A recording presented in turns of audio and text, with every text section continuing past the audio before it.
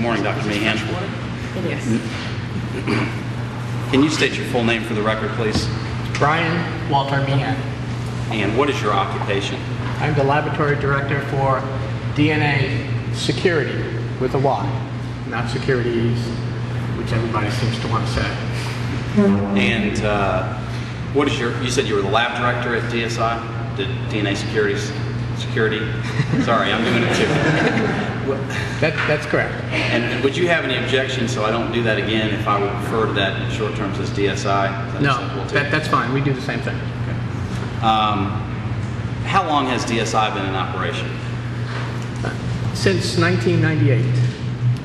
And did you found DSI? I did. I started DSI in 1998. And are you still an owner there? No, I'm not. I sold the ownership of the company in 2004, I believe. And but you stayed on as the lab director. Yes. And can you generally give the panel an overview of your prior experience before DSI in areas related to DNA in particular? Certainly. I got my PhD in 1984 from the College of William and Mary, and worked there for a number of years in the graduate school, teaching population genetics. And I think it was, I'm going to pull out my CV so I get it right because I'm so old I don't remember. And in fact, if you'll look, well, you can look there too. For the panel's sake, I think your CV is Exhibit 241 in the notebooks. Okay.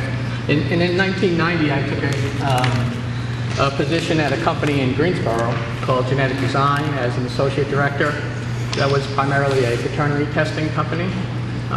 From there, in 1991, I moved over to LabCorp, which is in Burlington. Took a position as an associate director there in their identity department. In '93, I became the director of a company known as National Legal Labs. Again, it's a DNA testing lab located in Michigan. And I then came back to LabCorp in '95 as a director, one of the directors in their identity department. And in 1998, I went out on my own and opened up DNA security. Thank you.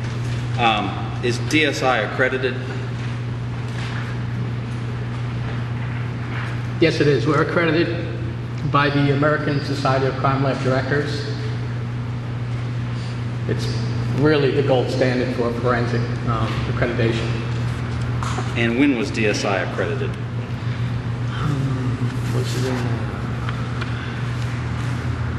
I want to say 2005. Do you have the exact date? I do not. Oh.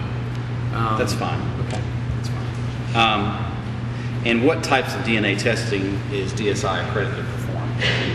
We're accredited to perform forensic DNA testing. That includes, we are specifically accredited to use DNA testing known as autosomal DNA testing and Y chromosome DNA testing. And that, there's an umbrella where serological testing falls in it too. And what I mean by that is testing fluids to try to find out what type of fluids, whether they might be saliva or semen or blood, but nothing further than that. And how long has DSI been involved in analysis for criminal cases? Since our accreditation, which we're having a hard time finding that date, but I think it was in 2005, of August of 2005, that we became accredited. I can look that up before the end of the day. Are there other types of matters that DSI performs DNA analysis for? We do paternity testing, and we do non-criminal identity testing. That would be the same type of DNA test, but it's done for private investigators. Have you been qualified to testify as an expert in matters involving DNA before? Yes, I have. And in which states, roughly, have you been qualified? I've testified in a number of states, of course, North Carolina, West Virginia, Pennsylvania, Wisconsin, Michigan, Montana, Wyoming, Florida, Alabama. I think that's all. Okay. And have your qualifications as an expert ever been denied by a court on matters involving DNA? No, they haven't. Were you contacted to do DNA analysis in what is commonly referred to as the Duke lacrosse cases? Yes. And just roughly, when were you contacted?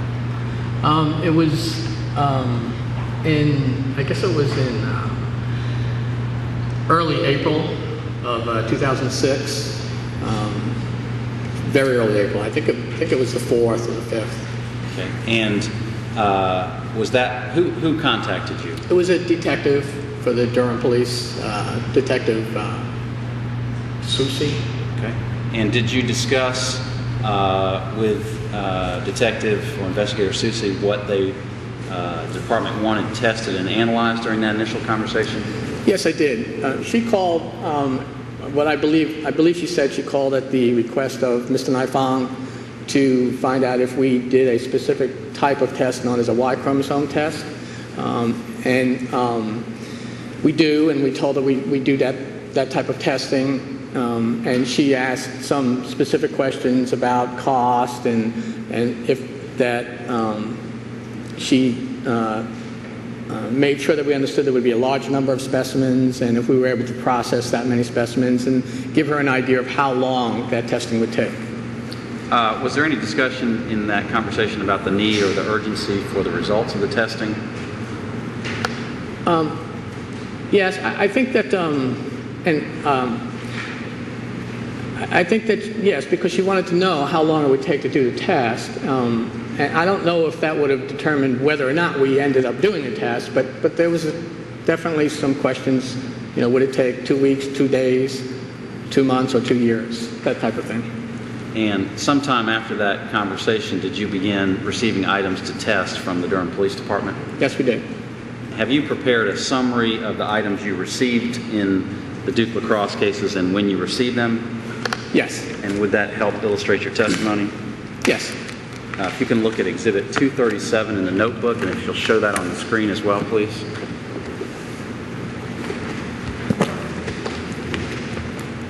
You're welcome to look at the screen if that's easier, Dr. Meehan, if you can see it.